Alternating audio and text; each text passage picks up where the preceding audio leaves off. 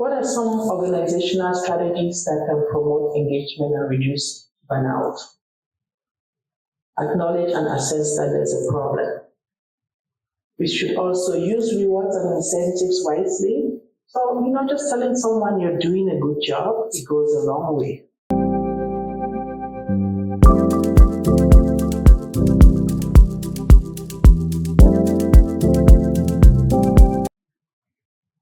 What are some personal strategies to reduce and prevent burnout? I did talk about some of them. Prioritize self-care, set boundaries, learning to say no. Sometimes it looks like it's so easy, but it takes a lot to learn to say no. You might be called to be part of this committee, and going into medicine, we all want to help. And we just have that nature engraved in us. And so like, oh yeah, if I'm part of this committee, then I can help prevent this and that. But then we have to create a boundary. Reduce exposure to job stresses.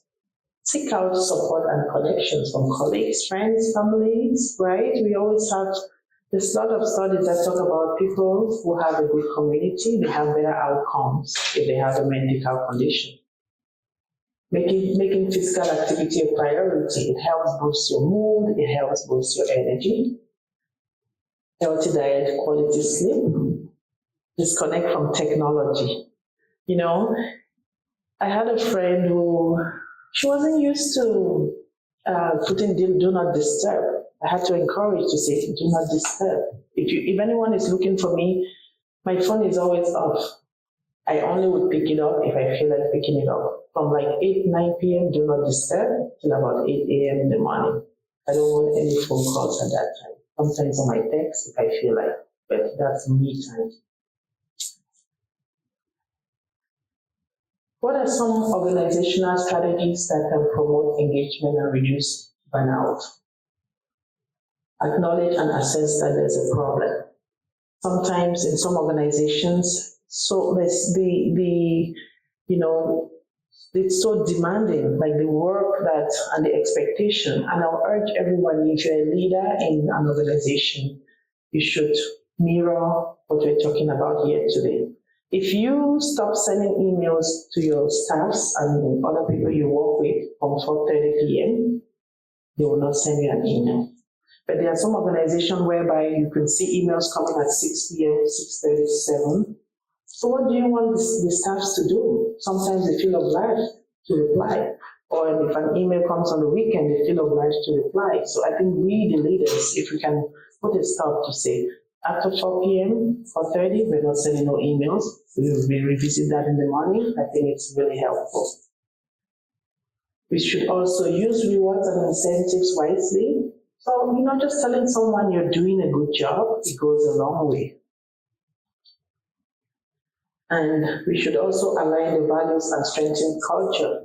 Have a good organizational culture, and a culture that fosters holding people's hands so that they can do better in their role, supporting them, professional development, that's really important too. Promote flexibility and work-life integration.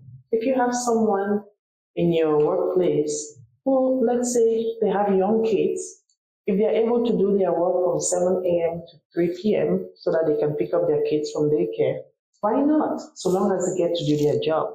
We shouldn't be a 9 to 5 society or a 10 to 6 society all the time. We have to be flexible. And luckily, COVID came and made people now know that you can work from home.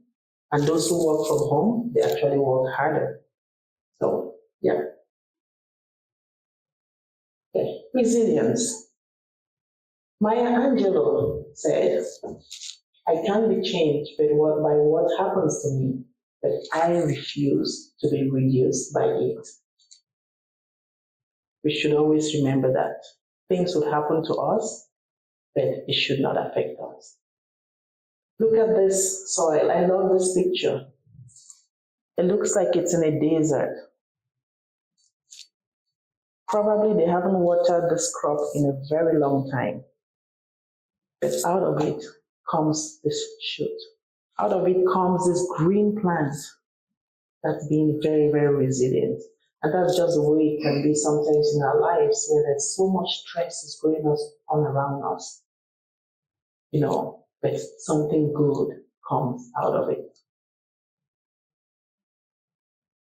So overwork and exhaustion are the opposite of resilience.